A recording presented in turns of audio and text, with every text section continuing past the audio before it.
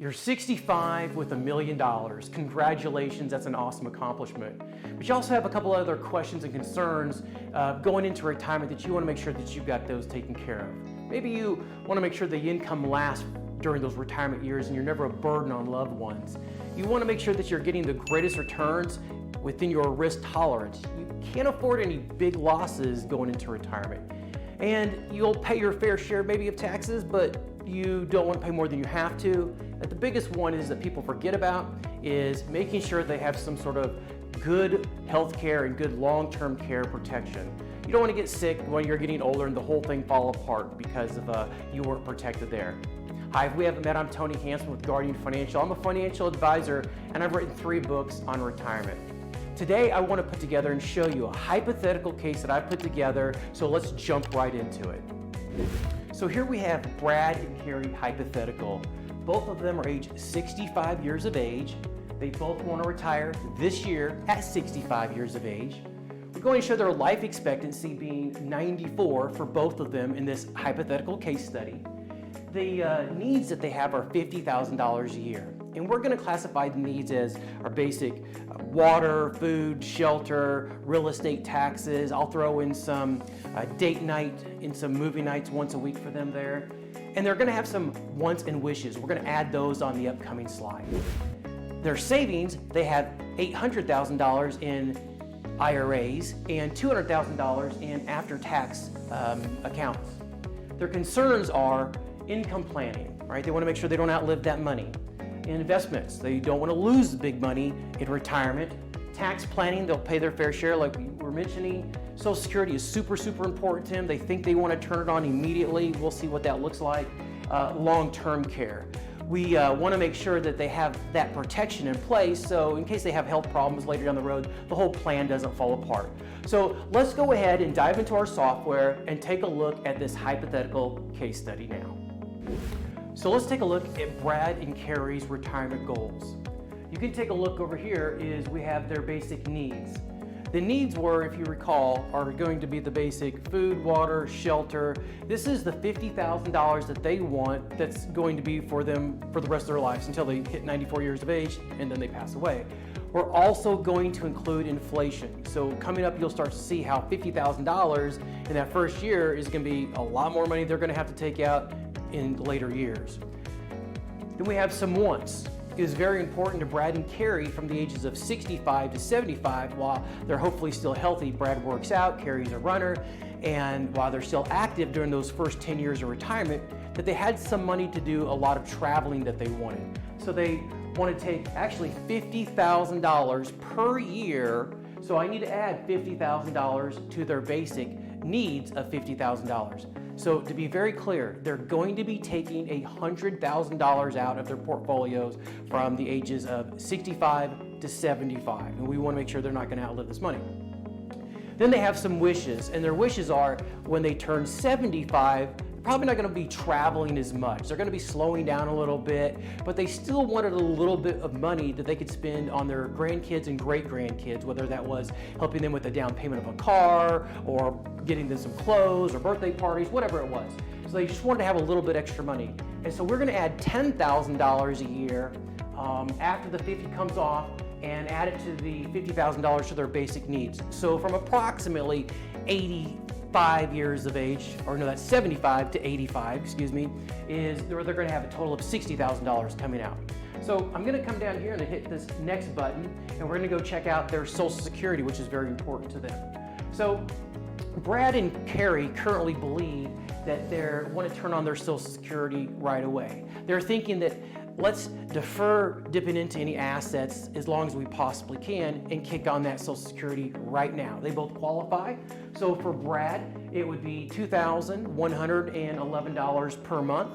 And for Carrie, it's going to be $1,367 per month. So now that we know their Social Security, let's keep moving forward. So now let's look at those investment assets. We've got in taxable joint survivorship of $200,000. Brad has $500,000 in his IRA. Carrie has $300,000 in her IRA. That's where that $800,000 total is that was in the deferred IRA accounts, and then $200,000 in non-qualified assets for a total of $1 million. So let's go ahead and hit the results tab, and let's take a look at what we're going to call their Monte Carlo simulation, their current scenario.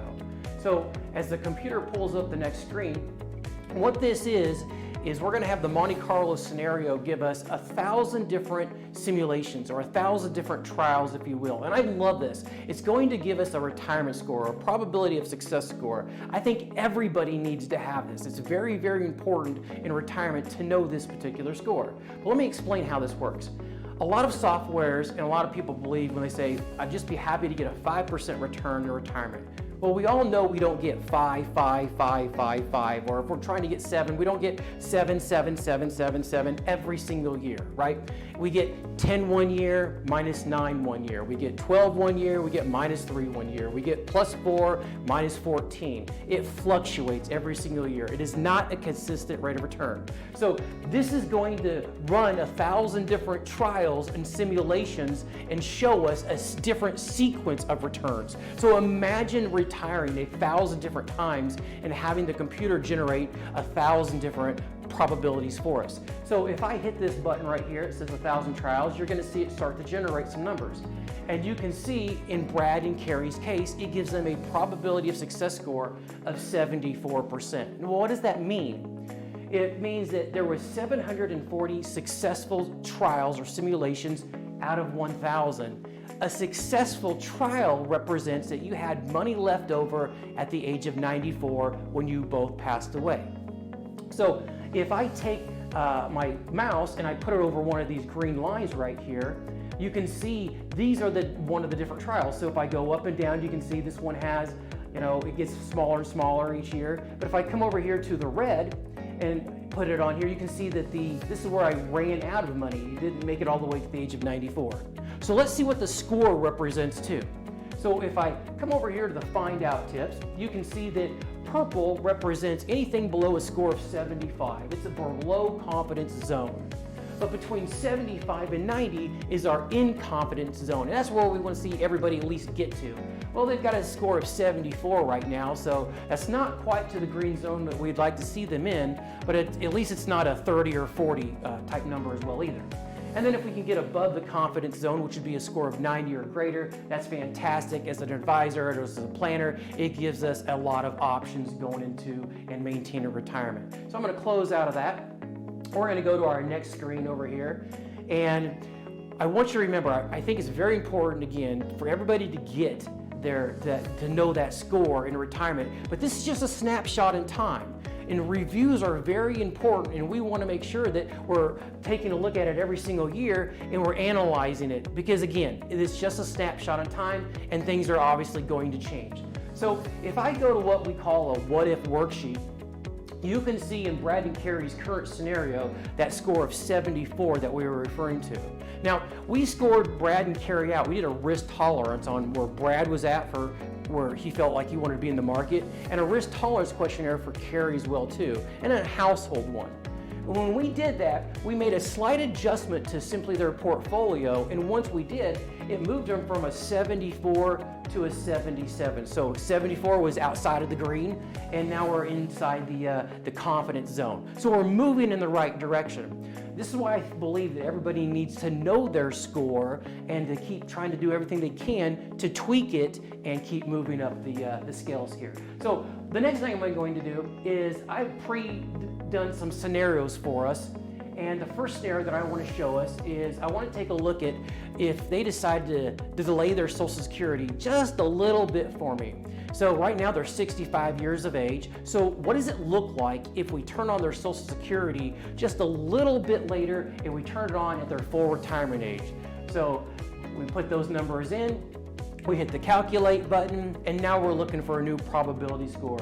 Is it lower or is it going to be higher? What makes better sense? And we're at a score of age 83. So in our first glance, this doesn't mean we automatically want to take Social Security at age 83. It's just a stepping stone and see if it might make good sense to do that. There's a lot of other factors that come along the way. Are there health problems? Do we like our job, dislike our job? Do we turn it on earlier or later? This is just another factor into helping us determine when to flip on that Social Security. So we went from a 74, where Brad and Carrie were currently at. We moved them up by simply tweaking their portfolio well within their risk tolerance to a 77. We made it more efficient for them. And then the last thing that we've done, or the next thing, is we've gone to an 83 by simply deferring that Social Security just a little bit. So what we're going to have to do is dip into the assets that first 12 to 18 months and then flip on their Social Security. But by doing that, it gives us a higher probability of success. So again, we're moving in the right direction. I like the green, but let's see if we can't do at least one more thing and get that score even higher. So if I come back up to the what if scenario, and now I'm going to see, I'm going to come down to work one more year.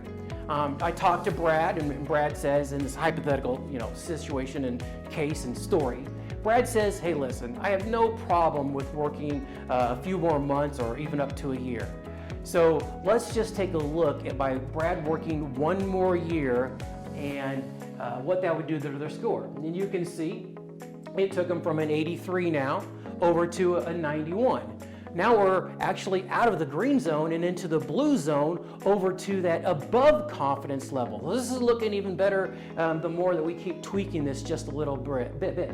So Brad can go home and know exactly where he is on his retirement score in this moment in time, this snapshot.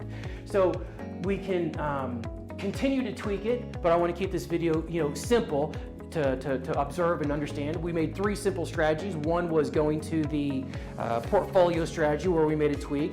Then the next step was we went to the full retirement age before we turned on the Social Security. And then that third strategy was that we simply asked Brad to work just a little bit longer to get that score up even higher. Now please remember, this is just a hypothetical case study. Everybody's situation is completely different. Maybe you have more money, maybe you have less money, maybe you're not quite 65, you're a little bit older, you're a little bit younger. The importance of this video is to show you that I believe, in my opinion, everybody should know their retirement score.